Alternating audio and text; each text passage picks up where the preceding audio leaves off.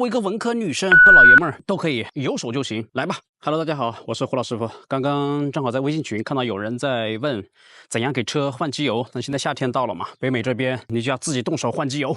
管不了那么多了，我就拿我车给大家做个示范，分享一下怎样给自己的车换机油。那我们走起。第一步，查准机油和滤芯的型号，别急着买东西，先查你爱车用哪种机油和机滤，可以翻车主手册。那如果你的车主手册找不到的话，可以直接去沃尔玛、Canadian Tire 或者 Part Source 查手册，或者是直接问店员，他会帮你查好。还可以打开引擎盖，机油盖上面会有写这款车需要用的机油型号。比如说我的车就是 5W20。那第二步，机油机滤怎么买？线下的话可以去 Costco、沃尔玛、Canadian Tire、Part Source 都可以。线上的话 Amazon 也可以。全合成机油最推荐，保护好，流动性快，换油周期长。半合成其实也可以，这个问题都不大。有一些品牌会有专门针对高里程车辆的机油，我用的 High Mileage 系列。然后滤芯的话要一一对应，比如说我这台克莱斯勒用的是 Fram CH11665，自己查好自己的车的型号就可以了。机油的量也很重要，我两台车的机油量是不同的。那486呢只要4.4升，一瓶 Costco 的加10多刚刚好。我的克莱斯勒呢要加5.6升的，我买了一瓶5升，再加一瓶1升装的就够了。但实际放油一般不会放得很干净，油底壳还会有部分油的残留，所以加进去的油量一般会少于理论值，这个看实际情况，不要买少了就行。第三步需要准备一些工具，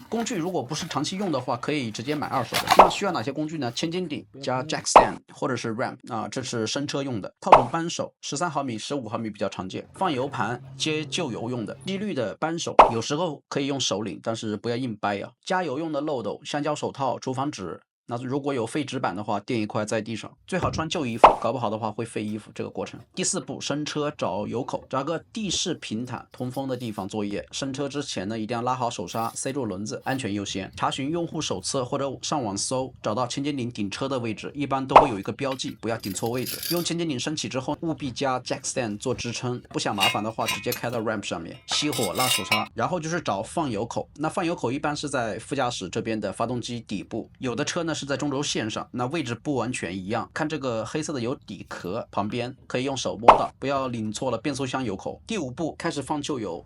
车子完全冷却之后再作业，松开机油加注盖，在引擎上方一般上面会标机油的型号，然后爬到车底，用扳手拧开放油螺丝。刚开始用扳手拧松之后呢，用手一点一点转出来，看到有油渗出来的时候呢，就快速拿走螺丝。如果不想要旧螺丝的话，就直接一起放到接油盘里面就好了。那油会猛地冲出来，提前要摆好油盘，位置很重要，控制好的话，油是不会洒到其他地方的。等滴的差不多的时候，再把放油螺丝装回去，拧紧就行。有扭矩扳手的话更好，不要拧爆牙，下次换油就麻烦了。也可以换一颗新的螺丝，这个看螺丝状态。第六步，换滤芯。滤芯位置因车而异，有时在车底下放油螺丝旁边，有时在发动机舱。常见的滤芯基本上有两种，大多都是金属罐式的。滤芯暴露在底部，放油螺丝旁边，用扳手把它拧下来。还有内藏纸芯式的，需要打开盖子更换。那我这款车就是这种，在发动机舱一个塑料盒子里面，拧下来只换里面的滤芯就可以了，壳是不用换的。换旧滤芯可能会再滴一滩油，用厨房纸擦干净就好。打开新滤芯包装，里面是一个滤芯和一个橡胶圈。装新滤芯之前的橡胶圈和罐口先抹一点新机油，防止干膜卡死。拧新滤芯的时候呢，手拧就可以了，不要用力过猛，拧到拧不动就可以。第七步，加新机油，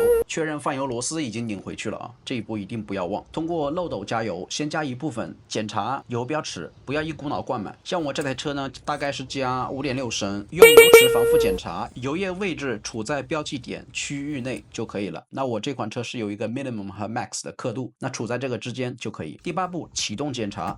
那首先呢，把车放平，启动发动机，让机油循环1到2分钟，关掉引擎，等2分钟再拔出油尺检查，如果还在那个区间就没问题，如果少了就再加一些，一次加1点，看看底部有没有漏油痕迹，确认滤芯和螺丝有没有问题，如果都没问题的话就收工。最后呢，就是旧油的处理，不能够倒水沟，也不能够扔垃圾桶，把废油呢装回原油桶，拧紧盖子，拿去 Canadian Tire、Part Source 或者是城市的垃圾站，他们都会回收的。最后温馨提示，升车的时候呢，一定要加 stand 支撑，松千斤顶，但不要完全松下去，不受力就行了，起个保护作用。如果把车开到 ramp 上面，那就没有这些问题了。有不确定的型号或者是位置，网上搜找车友问，或者是去上面提到的那些店里面问店员。喜欢动手的就自己干，不喜欢麻烦的还是交给专业店靠谱。那我这次换油呢，由于这个机油量计算失误，结果多到了半升，那油尺呢都超出 max 了。着车之后呢，显示发动机故障灯，